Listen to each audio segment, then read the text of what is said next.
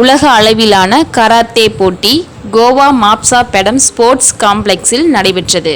இந்த போட்டியில் 30க்கும் மேற்பட்ட நாடுகள் 2000க்கும் மேற்பட்ட மாணவ மாணவிகள் கலந்து கொண்ட போட்டியில் இந்திய அணியில் இருந்து தமிழ்நாட்டை சார்ந்த 35க்கும் மேற்பட்ட மாணவ மாணவிகள் கலந்து கொண்டு தங்களது திறமைகளை வெளிப்படுத்தி தங்கம் மற்றும் வெள்ளி பதக்கம் சான்றிதழ்கள் வென்றனர்.